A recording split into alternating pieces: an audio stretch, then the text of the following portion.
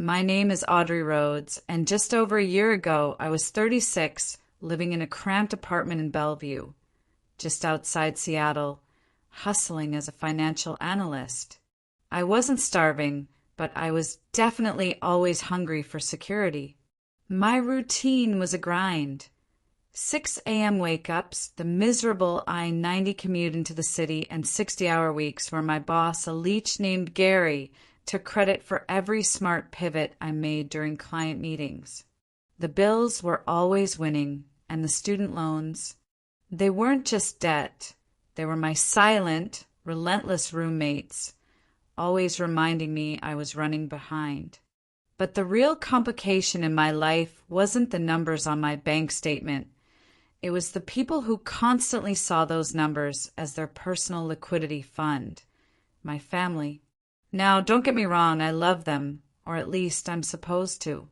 But for years, I'd been the easy ATM, the reliable safety net they never felt obligated to repay or even acknowledge. My older brother, Ethan, who's 38, is the king of the emotional plea.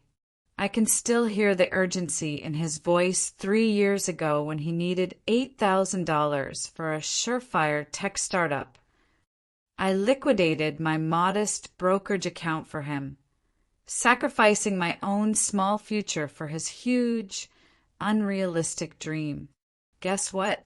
The startup turned out to be a poorly managed coffee cart venture that collapsed in 6 months, and the money vanished faster than a Seattle summer sun. Then there's my younger sister, Jenna, who's 32 and married to a successful plastic surgeon named Mike. She's the golden child, the one who does everything right on paper. When she got married, she needed $4,000, not for necessity, but to upgrade the floral budget to ensure her wedding was worthy of her social circle. I put it on my highest interest credit card, swallowing the guilt of adding to my own debt just to preserve her image. 5 years later, I was still making the minimum payments while she was posting photos of their new Lexus SUV and planning their second European trip of the year. My parents, Robert and Carol, weren't much better. They just viewed me as an available resource, someone who could always chip in for a family emergency loan that quickly turned into their exotic vacation fund to places like Costa Rica or Aspen. The only genuinely selfless person in that entire complicated circle was my Aunt Clara, my mom's younger sister. She taught 5th grade in a public school in the heart of the city, drove a 15-year-old Hyundai that rattled like a tin can full of marbles every time it rained, and lived in a tiny, book-filled condo near Green Lake. She truly lived paycheck to paycheck, yet somehow she always had time, a listening ear, and the perfect batch of homemade cookies when I was down. She was the one consistent source of unconditional kindness, and crucially, she never asked for anything, ever. Every Friday, I had this little ritual. I'd stop at a convenience store, let's call it Gus's Market in Redmond, and spend $10 on a couple of Mega Millions tickets. It was my tiny, weekly protest against reality, a desperate, irrational investment in hope. My mother called it a tax on the mathematically illiterate. My father lectured me about probability and statistics. But for me, it was just hope in paper form.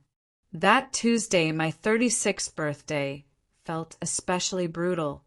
Gary had just stolen my most complex financial analysis on a major client presentation, claiming the work as his own during the board meeting. So, on a whim, I spent $20 instead of 10. And instead of letting the machine pick, I chose my own numbers. I picked my birthday, my mother's birthday, my father's, Clara's, and my best friend Skylar's. 6 numbers representing the core people in my life, the ones who had hurt me and the one who had never failed me. That night, alone with lukewarm Chinese takeout and a bottle of cheap Pinot Noir, I checked the drawing results online. The first number hit, then the second. By the time the fifth number matched, my breath was physically trapped in my chest, and a high-pitched ringing started in my ears. When the final number, Skylar's birth date, appeared, I didn't cheer. I didn't scream. My entire body locked up in a single, prolonged tremor, like a car seizing up. I stared at the screen. $55 million. The sole winner. After taxes, it would be around $33 million. A sum so absurdly large, it didn't feel real. It felt like a trap. And in that moment, the first, most powerful thought that hit me wasn't about a yacht or a mansion. It was about the crushing realization of what this money would do to my family. I knew, with a certainty that chilled me to the bone, that this fortune would either destroy the relationships I had left or finally expose their rotten foundation for good. I couldn't risk the former, which meant I had to brace myself for the latter. I didn't sleep that night, not even for a minute. If you've ever had a massive, life-altering secret drop into your lap, you know the feeling. It's like being plugged into a socket, a buzzing, overwhelming surge of adrenaline, terror, and a weird, detached clarity.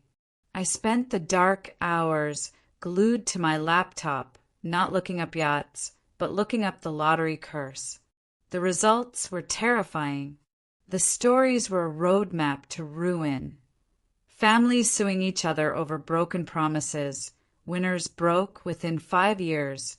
People who ended up more miserable and isolated than they were poor.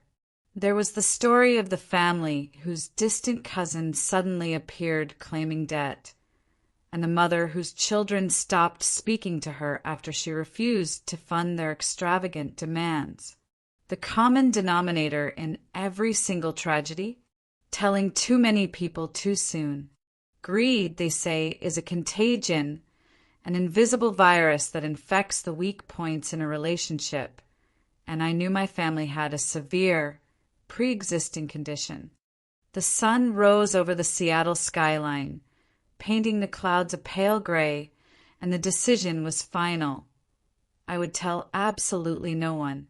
Not my parents, not my siblings, and not even my best friend, Skylar. Not yet. I had to secure this, and I had to figure out who I was going to be in this new reality. The biggest challenge wasn't claiming the money. It was building an iron curtain around my identity so that the lottery spotlight would never shine on Audrey Rhodes, the financial analyst who always said yes. I called in sick, a first for me in years. My excuse was a vague, terrible flu that conveniently came with a migraine. Then I drove downtown to a high-rise office on Fifth Avenue and walked into the office of Charles Sterling, a highly regarded attorney specializing in estate law and financial privacy. His firm handled the truly wealthy, the kind of people who didn't want their names in the news for anything less than a philanthropic gift. Sitting in his opulent waiting room in my 10-year-old cardigan, clutching the ticket in a zipped pouch inside my purse, I felt like an imposter who had accidentally wandered into a luxury car showroom. Charles Sterling, a man in his late 50s with impeccably tailored clothes and the calm, measured demeanor of someone who handles 9-figure problems daily, met me promptly. I placed the ticket on his pristine mahogany desk. He glanced at the numbers, his eyes widening briefly, a single professional flicker of shock, before they returned to their cool neutrality. "Miss Rhodes," he said, sliding the ticket back to me, "you've come to the right place. In Washington State, we can absolutely protect your anonymity. We've done this before, and the core principle is silence." For the next 3 hours, he outlined the strategy, forming a blind trust managed by a separate legal entity, claiming the prize through that trust, and setting up a diversified investment portfolio that would make the money virtually untouchable by any opportunistic relative. He stressed that my biggest asset now was my anonymity. Once the genie is out of the bottle, there's no putting it back, he warned, leaning forward slightly. Prepare to live a double life for a while, Audrey. You're a financial analyst by day, but secretly you're a multimillionaire. The transition needs to be glacial, or it raises too many questions. Leaving his office with a dense folder of documents, I felt both euphoric and terribly lonely. I was set for life, free from the grind, free from debt, free to travel the world. But I couldn't share the news that mattered most. Over the next 2 weeks, Charles and his team worked swiftly. The money was claimed, taxed, and securely invested. My net worth ballooned from a modest 6 figures to a stunning 8. Yet, my day-to-day life remained meticulously unchanged. I still drove the noisy 10-year-old Camry. I still worked for Gary, complaining about deadlines over lukewarm coffee with colleagues. The secrecy was a weight, a heavy coat I couldn't take off, but it was also a shield. I realized I was still the same struggling Audrey to the outside world, and that pretense gave me a terrifying, powerful idea. If I couldn't tell them I was rich, maybe I could pretend I was poor and see who showed up. I needed a test. The money was real, sitting safely in the guarded accounts, but the financial security didn't instantly wipe away the years of emotional debt. In fact, the newfound wealth intensified the bitterness. I was still showing up to my cramped office, still enduring Gary's stolen praise, still making passive-aggressive comments about my tight budget to deflect suspicion. Every day was an exercise in theatrical misery. It felt like walking around with a priceless diamond necklace hidden under a threadbare sweatshirt. The strain of the secrecy, the price of the mask, was almost unbearable. I found myself watching my family members more closely than ever. When Jenna posted photos of her and Mike at a 5-star resort in Maui, I didn't feel simple envy. I felt a burning resentment that she could live that life so easily while I paid her floral debts. When Ethan called, not to check in on me, but to ask if I had any hot tips on low-risk investments since I was, an analyst, I had to fight the urge to scream the truth down the phone. You want a tip, Ethan? The tip is you're a leech, and you're talking to a multimillionaire you abandoned 5 times over. The bitterness was a poison.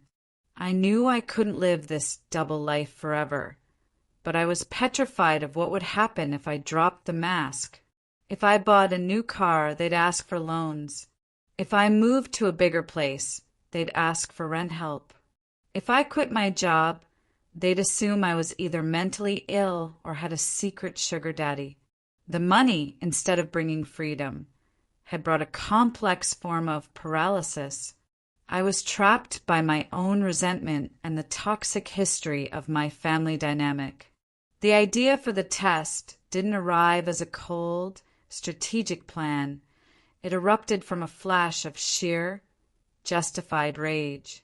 I was on the phone with my mother, Carol, who was complaining about the high cost of maintaining her boat, and then, without missing a beat, asked if I could front her $500 for a new handbag she needed for George's work function. "You'll get it back on the 1st of the month, honey," she promised, the same empty promise I'd heard for 15 years.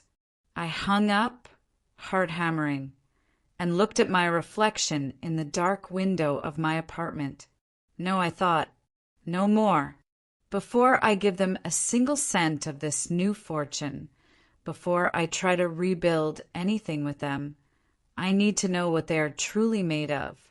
I needed definitive proof that the transactional nature of our relationship was their choice, not just my interpretation.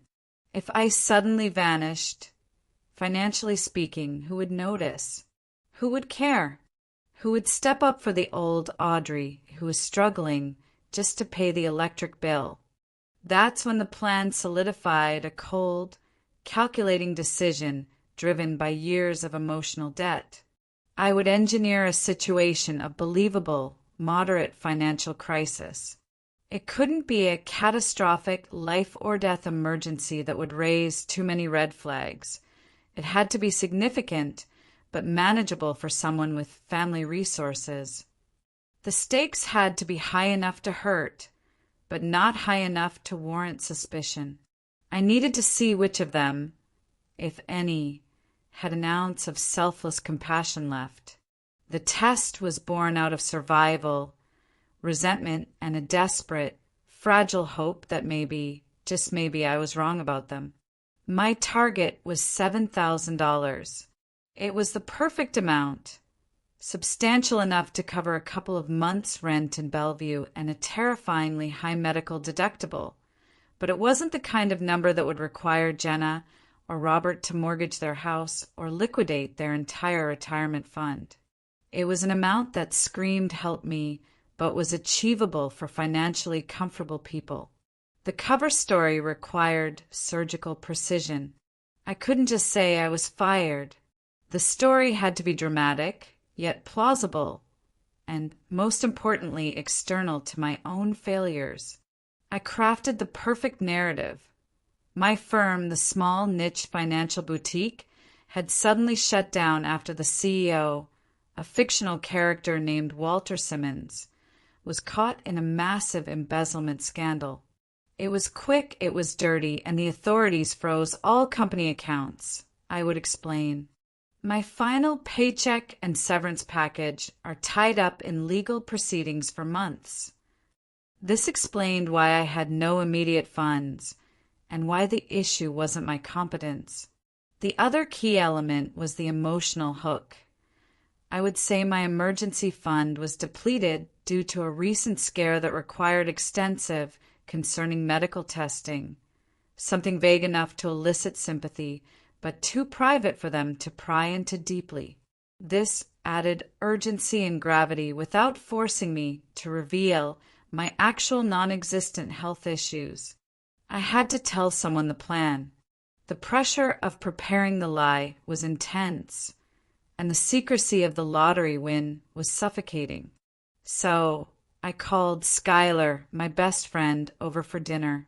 Skylar is a no-nonsense ER nurse. She's seen the worst of humanity and still chooses to heal it.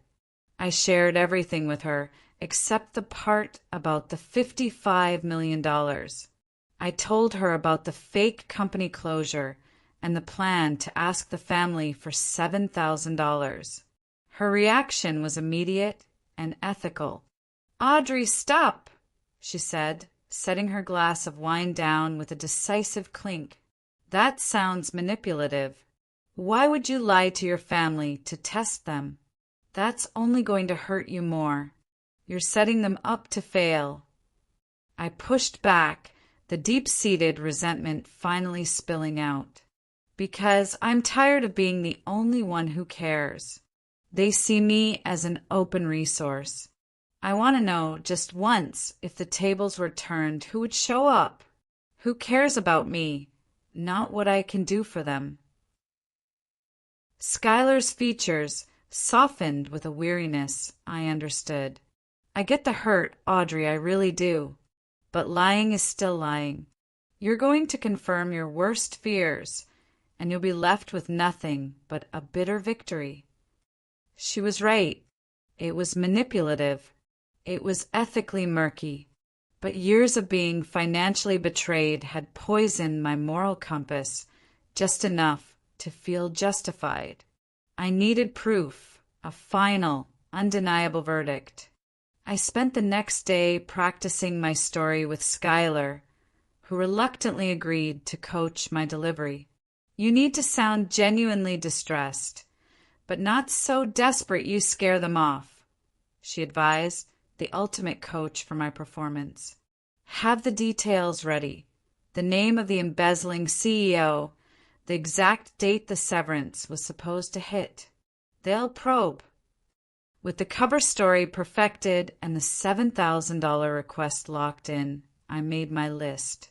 10 names, 10 targets, and one burning question.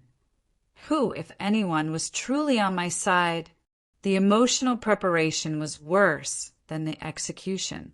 I felt like a spy steeling myself against the expected shrapnel of rejection. I decided to start with my father, Robert. He was the most likely to deliver a cold, reasoned refusal cloaked in a lecture. We met for coffee at a busy Starbucks in downtown Seattle, a public setting, minimizing the risk of an explosive reaction. "You look stressed, Audrey," he observed, his greeting instantly judgmental, as if stress were a lifestyle choice. I launched into the prepared script. The sudden closure, the frozen assets, the $7,000 required to cover the rent, and the dreaded medical deductible until unemployment kicked in. His face, usually set in a look of mild, academic disapproval, didn't change much. He just leaned back in his chair, crossing his arms, adopting his old high school physics teacher persona. "Audrey," he began, the use of my full name signaling the lecture's coming. "I have always taught you the importance of a 6-month liquidity cushion. This is precisely why we adhere to the fundamentals of personal finance. What happened to that discipline?" I tried to inject just enough desperation into my voice.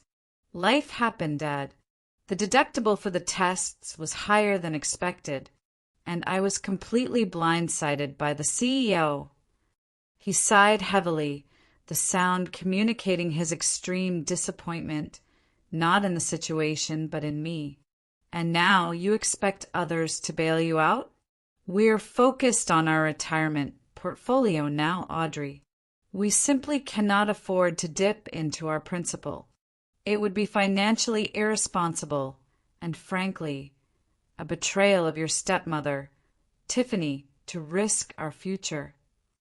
He patted my hand patronizingly, avoiding eye contact. "This will be a character-building moment for you, sweetie. Sometimes hitting a low point is necessary for a full recalibration." 20 minutes of stern, useless advice, $0 offered. Just like I predicted. Score, Robert, 0. The next call was to my mother, Carol. I dialed, using a slightly more fragile, tearful tone. She picked up, immediately concerned. "Oh, honey, that sounds awful. An embezzlement? Are you getting severance?" I repeated the story, emphasizing the medical uncertainty. When I finally asked for the $7,000, there was a long, awkward silence on the line, punctuated by the clatter of what sounded like high-end kitchenware in her custom kitchen. "Audrey, George and I, we just put the down payment on the Aspen condo. We're incredibly cash poor right now," she said, her voice laced with an immediate, self-pitying defensiveness. "Have you called Jenna? Mike is a surgeon. They have plenty." I felt the familiar sting of being passed around. I explained that I was trying to avoid asking Jenna due to her kids' tuition. "Well, let me talk to George," Carol hedged. "But you know how he is with money when it comes to, well, outside responsibilities. He's very focused on family security." The implied message was clear. I was outside the immediate perimeter of George's financial concern. The conversation with George himself, my stepfather, was brief and colder than the Puget Sound in January. "Audrey, you are not my daughter," he stated plainly when Carol handed him the phone. "I support your mother fully, but your financial decisions are your own. Perhaps you should have chosen a more lucrative career path." I tried to remind them about the thousands I had contributed to their property taxes last year, But Carol cut me off, saying, "That was different, Audrey. That was our property." The realization that they saw my past generosity as an entitlement, not a sacrifice, was a physical punch. 2 down, 0 help. The emotional price of this test was already steeper than I'd anticipated. The next day, I drove out to the manicured, exclusive suburbs to see my sister, Jenna. Her house was an architectural marvel, all reclaimed wood, floor-to-ceiling windows, and a gourmet kitchen that looked like it belonged on the cover of Architectural Digest. She greeted me with an enthusiastic hug, the golden daughter in her expensive athleisure wear. "Audrey, what a surprise! Mike's golfing, so we have the place to ourselves. Come in, let me make you a latte." As we sat at her gigantic quartz island, sipping lattes from her commercial-grade espresso machine, the irony of this luxury backdrop to my tale of woe was not lost on me. I told her the story. Jenna was initially sympathetic, placing a manicured hand over mine. "Oh my God, Audrey, that's awful.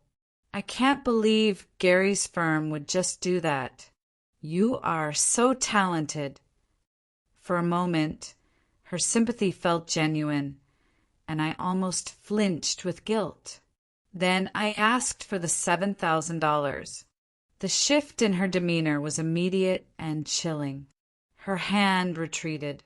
Her eyes darted away, suddenly fascinated by a spotlessly clean cabinet handle.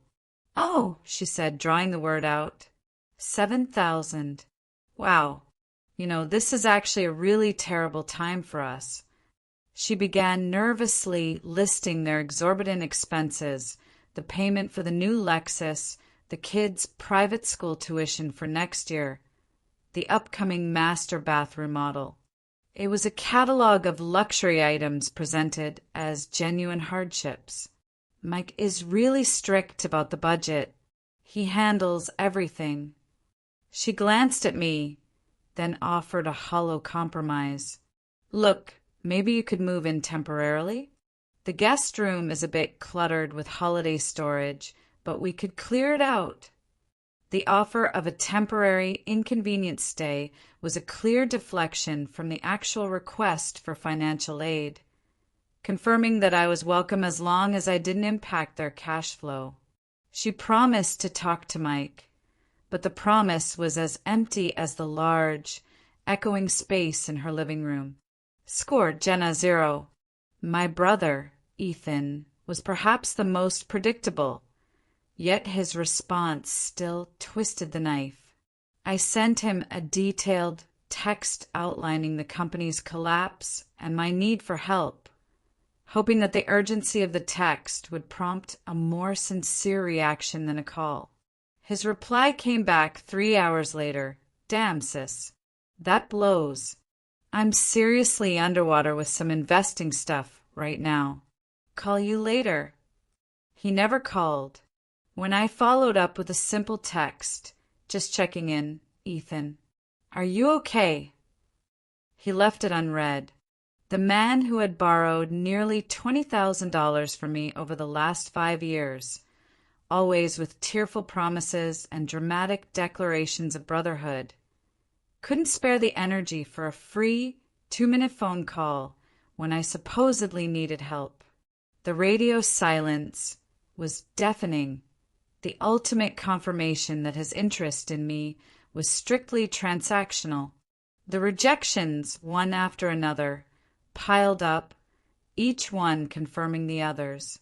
The family I had bent over backward for, the family I had sacrificed my own security for, viewed me as an external liability. They didn't see my struggle. They saw an inconvenience that threatened their perfectly curated lives.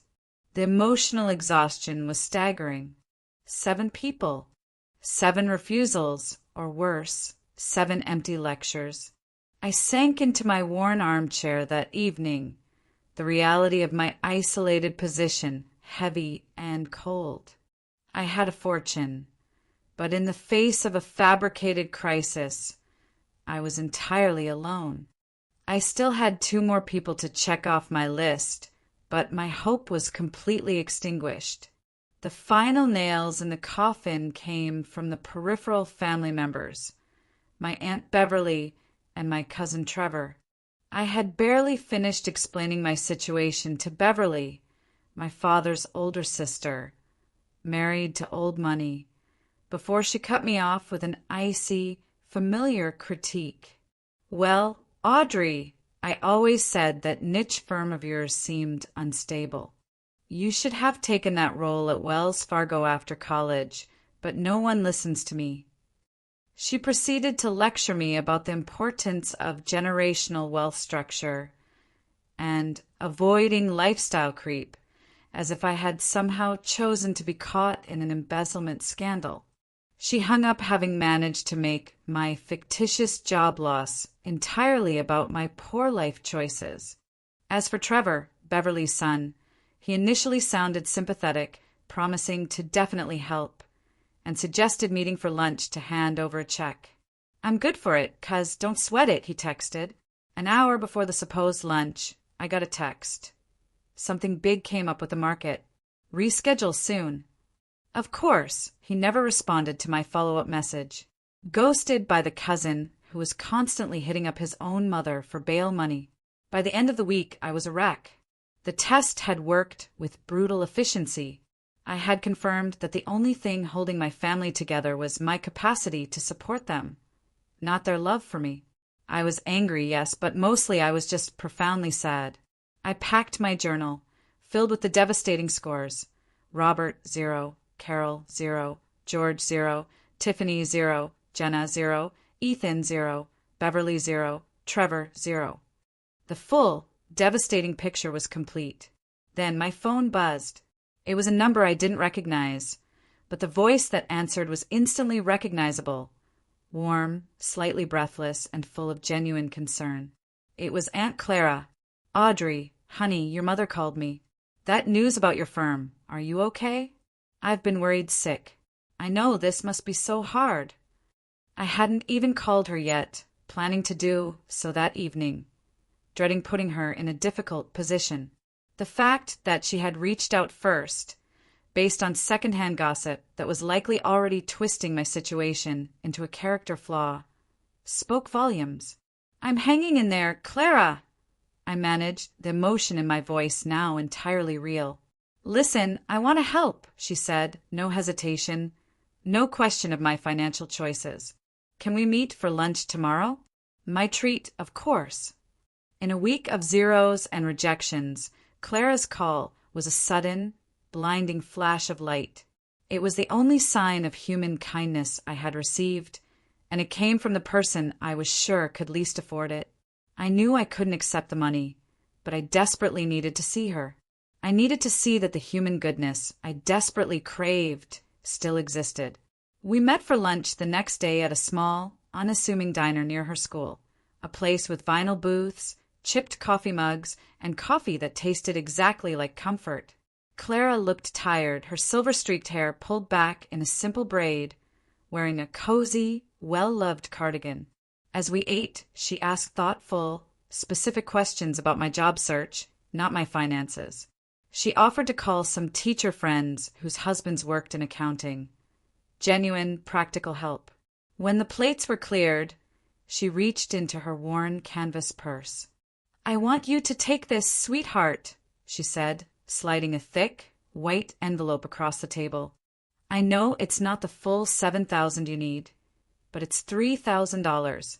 It should cover your rent and utilities for a month. No questions asked. Family helps family."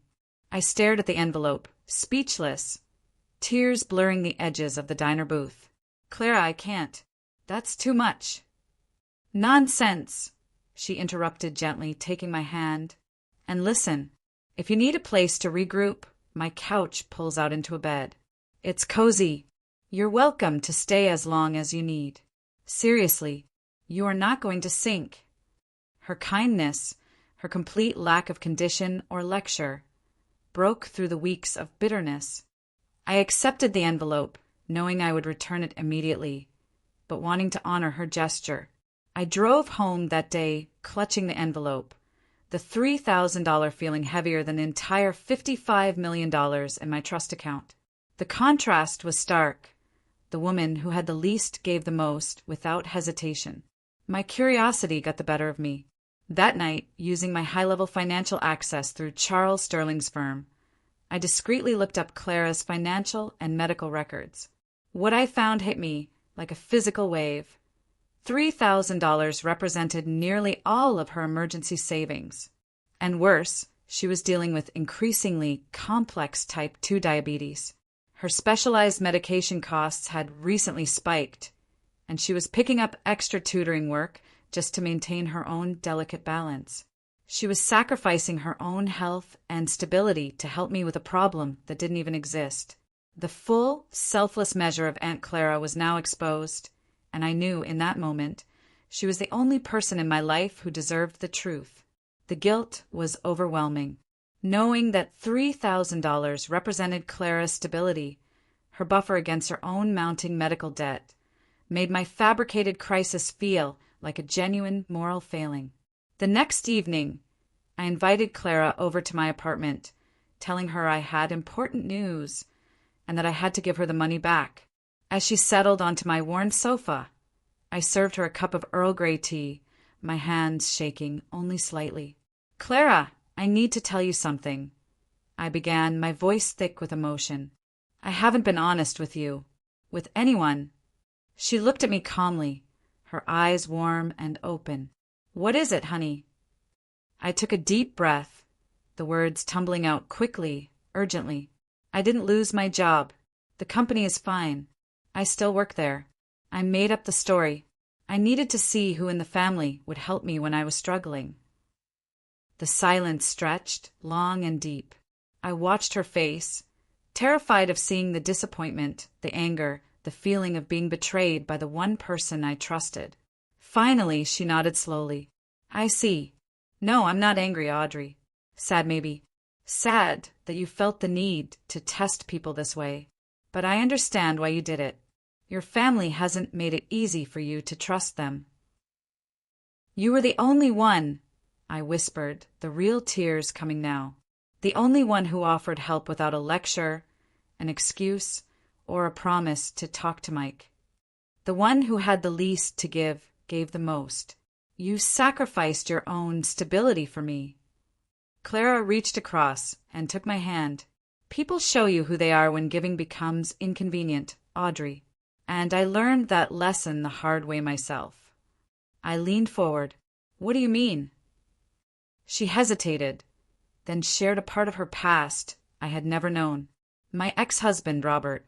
The family story was always we grew apart. That wasn't the truth. I inherited $50,000 from my grandmother. Not a fortune, but a substantial sum for a young teacher. I wanted to save it for a house. Robert had immediate investment opportunities with his sketchy friends." She paused, a shadow crossing her face. "I found out he had forged my signature and withdrawn nearly all of it, invested it in a restaurant that closed within 9 months. When I confronted him, he said it was our money, and he had as much right to it as I did." I was stunned. "Clara, I had no idea. The family, they hid that." "Less messy," she said simply, "but it taught me the essential, painful lesson. Some people view you as a resource rather than a person. And when that resource is threatened, they show their true colors." Her gaze met mine, steady and insightful. "But here's the other truth, Audrey. Money doesn't just reveal who others are. It reveals who we are, too. How we use it, how we share it, how we talk about it. It's a powerful mirror." Her words were the final, necessary push. I had to be honest with her. "Clara!" I said, leaning in, my voice dropping to a near whisper. "There's something else. Something much bigger than the test. 3 weeks ago, I won the lottery. $55 million. You are the first person the only person who knows. I watched her face. Her eyes went wide, but her composure held. She didn't gasp. She didn't grab my arm. She simply breathed out, "Oh, Audrey, that is truly life-changing." Clara sat there, digesting the scale of the number, $55 million, with a quiet dignity that was utterly foreign to the kind of greed I had anticipated from everyone else. There was no sudden glint in her eye, no calculation, only a deep, genuine relief for my sake, for the end of my struggles. "I haven't told anyone else," I reiterated. "And that's why I did the test. I had to know who would stand by me when I had nothing, before I was exposed to the kind of people who would only stand by me for my money." Clara nodded slowly. "I understand that completely. But now what will you do? The money is a tool, Audrey. What do you plan to build with it?" "I want to help you," I insisted, the desperation to make amends for the deceit fueling my words. "I want to pay for your medical expenses, your retirement, a better house." Clara stopped me with a gentle lift of her hand. "Sweetheart, I am happy with my life. My condo is small, but it's full of books I love. My students give me purpose. Just knowing you are secure and happy would be enough for me." Her absolute selflessness sealed my resolve. I knew I had to structure the help so it honored her pride and her character. The next morning, I met with Charles Sterling. I shared the full story of the test and Clara's sacrifice. He was highly impressed and entirely professional. "We will set up a separate, irrevocable family trust," he advised.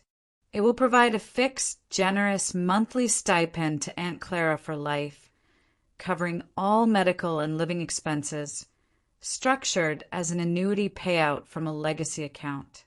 It feels like security, not charity." "Perfect," I said. "And I want to buy her a house. Something small, single-story, accessible, and close to where I plan to move." My conversation with Charles marked the true turning point.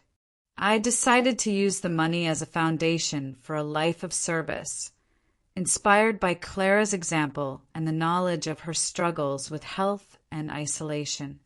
I decided to quit my corporate job, not to be idle, but to start a nonprofit organization focused on providing companionship, home repair assistance, and financial aid to the elderly, particularly those isolated or estranged from their families. I had found my purpose in the shadow of my family's failures. I would call it the Golden Anchor, a name symbolizing stability and hope for those who need it most. That afternoon, I finally called Skylar and told her the full truth, the $55 million, the test, and Clara's heroism. Skylar was shocked, swore loudly, and then dissolved into laughter. "So you're not just my financially stable friend. You're a secret, benevolent billionaire," she joked, though her voice quickly turned serious. "Audrey, I am so glad you told me, and I apologize for questioning your methods. You had to protect yourself." She agreed to become the first board member and eventually the outreach coordinator for the Golden Anchor, bringing her nursing expertise and boundless compassion to the mission. The money had bought me purpose, but Clara and Skylar had given me the direction. With the Golden Anchor incorporated and Clara's Life Trust set up, I was ready for the final act of my liberation, the family confrontation. I needed to address the remaining family, not to gloat, but to close the door on the old, unequal relationships. I needed to stand up for the old Audrey, the one they had dismissed so easily. I sent out an email to everyone. Family meeting. Sunday at 2 p.m. Important personal announcement. I knew they would come, curious and perhaps hoping for an opportunity to lend me money, or at least lecture me one last time. Sunday arrived, and the air in my tiny, familiar apartment was thick with tension and poorly concealed curiosity. Everyone showed up. Robert and Tiffany arrived first, looking around with thinly veiled judgment at my worn furniture.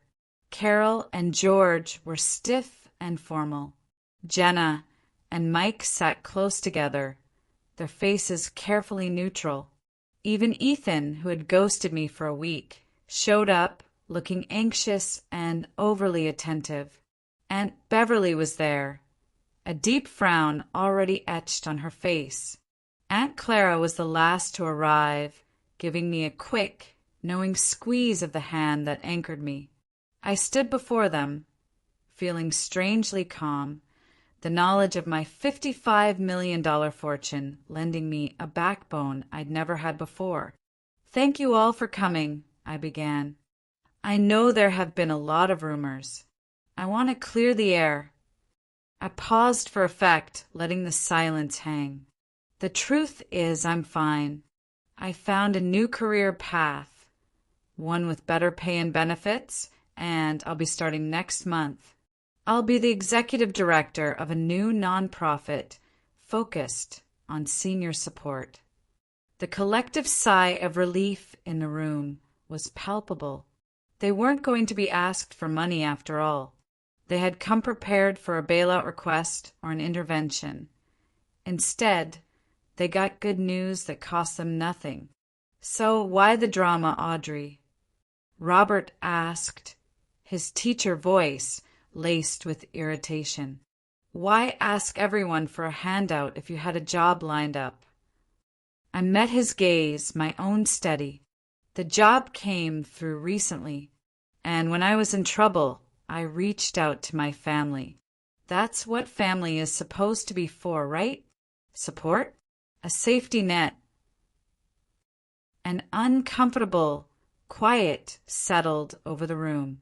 Jenna mumbled, "Well, we all have our own commitments, Audrey. It's not always possible to help even when we want to." "Of course," I agreed, my tone gentle but firm. "We all have to make choices about our priorities. For example, Ethan." I turned to my brother, who suddenly became fascinated by a stain on the carpet. "You didn't respond to my calls or texts when I needed $7,000 for rent and medical bills. But last Christmas, you had no problem asking me for $3,000 for your rent. You never even called me back last week. A phone call is free." Ethan stumbled, flushing dark red.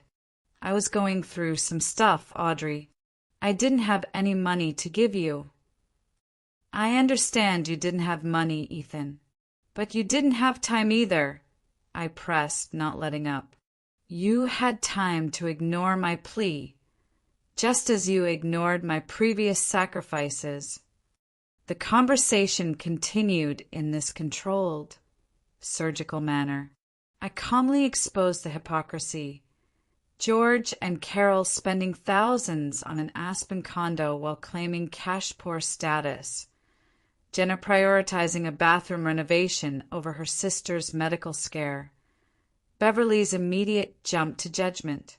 No one apologized.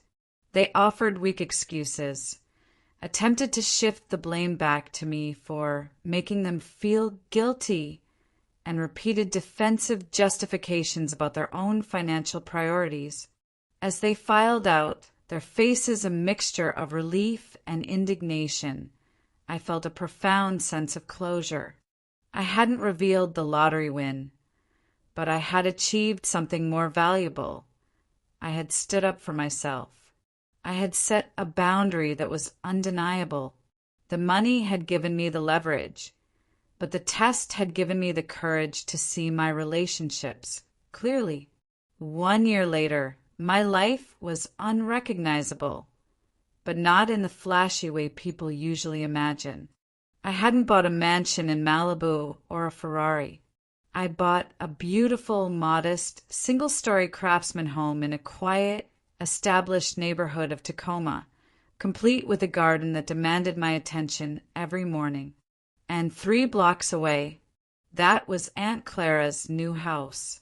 It was a charming, fully renovated single-story craftsman, chosen specifically for its wide doorways, grab bars, and accessible layout to accommodate her walker on difficult days related to her diabetes.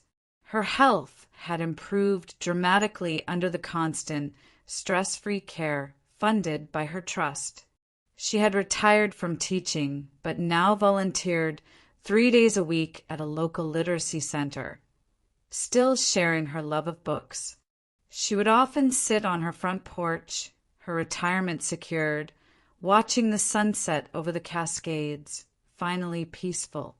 My nonprofit, the Golden Anchor, was thriving.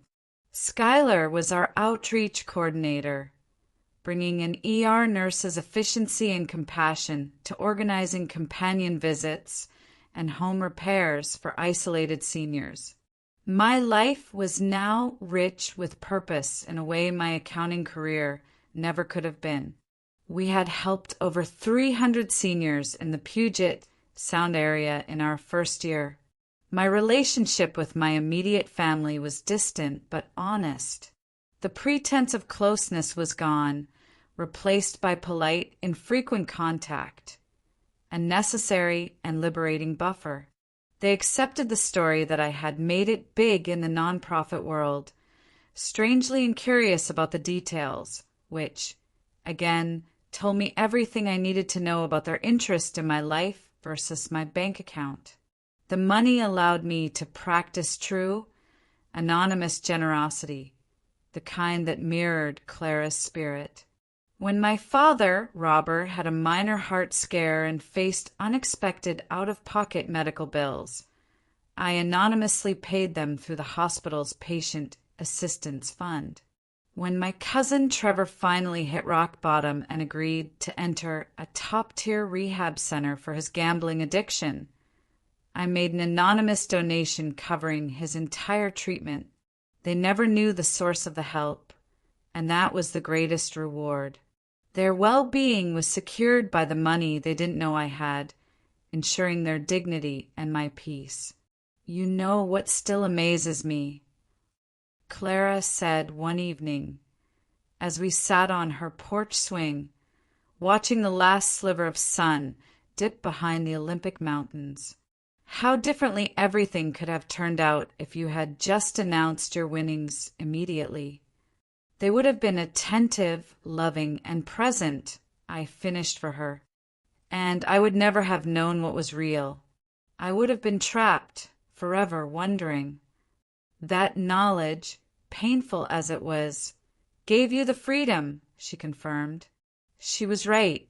The most valuable thing I had gained had nothing to do with the millions in the bank. It was the understanding that my worth was not tied to what I could give to others. The people who deserve a place in your life are not those who are there when you have everything to offer, but those who stand by you when you have nothing to offer but yourself. Clara had been that anchor, and in securing her future, I had secured my own happiness and purpose. The money changed my life, but the secret clarified it. I had built a life aligned with my values, not my insecurities. As I looked at Clara, smiling softly on her porch swing, I realized that I didn't just win the lottery. I won my freedom, and I won the courage to live a life built on true compassion. Now, I have to ask you, have you ever had to test someone's loyalty in your life? What did you learn from that experience? Drop a comment below and let me know. If this story resonated with you, please hit like and subscribe for more real-life lessons that might change your perspective. And remember to share this video with someone who needs to hear that their worth is not determined by what they can give to others. Thank you for listening.